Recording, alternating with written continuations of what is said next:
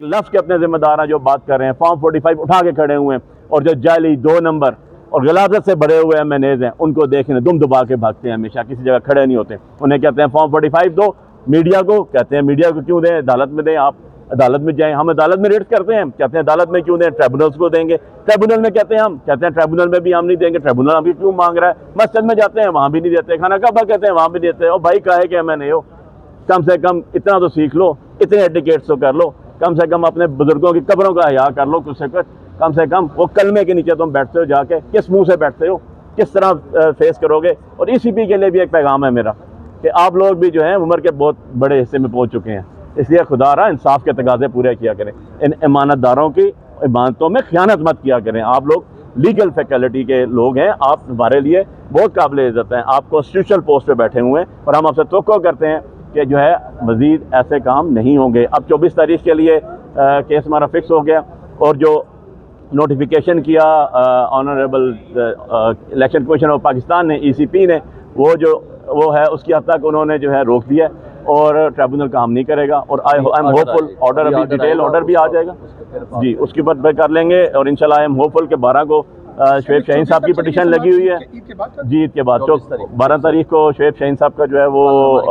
Petition है, 13 को मेरी पिटीशन है। इंशाल्लाह होपफुली इस पे प्रोसीड होगा क्योंकि रिकॉर्ड आज वापस कर गए हैं ईसीपी वाले। जी बिस्मिल्लाहिर्रहमानिर्रहीम। मैं थोड़ा सा सिर्फ इतना कहना चाहूँगा, लीगल साइड पे मेरे दोनों भाइयों ने तफसील से आपको बता दिया है।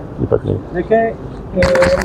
एक है AK-47 यानी कि क्लाशन को जो कच्चे के डाकुओं के पास है, और एक है फार्म 47 जो पक्के के डाकुओं के पास है। तो AK-47 ने पाकिस्तान को इतना नुकसान नहीं पहुंचाया जितना इन फार्म 47 वाले पाकिस्तान को नुकसान पहुंचा रहे हैं कि दिन दहाड़े डकैती करके मैंडेट लूट के तहरीक इंसाफ का, इमरान खान का, पाकिस्तान की अवाम का ये जाके ईवानों में बैठ गए हैं। मैं सिर्फ इतना पैगाम देना चाहता हूँ इस्लामाबाद की अवाम को, अपने हल्के की अवाम को और पूरे पाकिस्तान की अवाम को कि इमरान खान के ये 3 सिपाही आमिर मुगैर, शुएब शाहीन, अली बुखारी,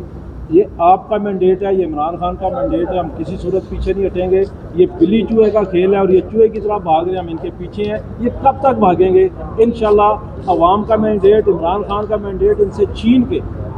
लीगल जंग करके, कानूनी जंग करके, कोर्ट्स के ज़रिए इंशाल्लाह ये हम आपको वापस दिलवाएंगे। और ये जो जितने तीनों नाजायज़ एमएनएज हैं, आज मेरे जो संताली खान साहब हैं NA-46 के, उनको तो सो मोटो एक्शन ले लिया है कि उन्होंने जज साहब के बारे में, मुअज़्ज़ज़ जज जो हाई कोर्ट के हैं, इतनी गंदी, घटिया और बाजारी ज़ुबान इस्तेमाल की है। लेकिन जो बंदा फार्म 47 पे बेगैरत बन के, नाजायज़ एमएनए बन के, कुरान पाक के ऊपर झूठा हलफ उठा के और कौमी असम्बली में अल्लाह ताला के नामों के नीचे झूठा हलफ उठा के झूठा नाजायज़ मैंने बन सकता है, वो जज को गाली अगर देगा तो ये कोई अनोखी बात नहीं होगी। तो आज उस पर सो मोटो एक्शन हुआ है और उम्मीद है कि जो तीनों एमएनएज ने जो घटिया नाजायज़ एमएनएज ने जो घटिया ज़ुबान इस्तेमाल की है, तीनों के ख़िलाफ़ प्रोसीडिंग होंगी और इनको इनके मंतकी इंजाम तक पहुँचाया जाएगा। और बहुत जल्द इंशाल्लाह ना सिर्फ इस्लामाबाद की तीनों सीटें बल्कि पूरे पाकिस्तान की लूटी हुई सीटें जो इलेक्शन कमीशन ने सहूलतकार बन के नवाज शरीफ के साथ, नून लीग के साथ, पीपल्स पार्टी के साथ और MQM के साथ मिलकर, पाकिस्तान के ताकतवर अदारों के, ताकतवर लोगों के साथ मिलकर दिन दहाड़े डकैती के साथ लूट के इनको दी थी, इंशाल्लाह वो सारी सीटें वापस आएंगी। शुक्रिया।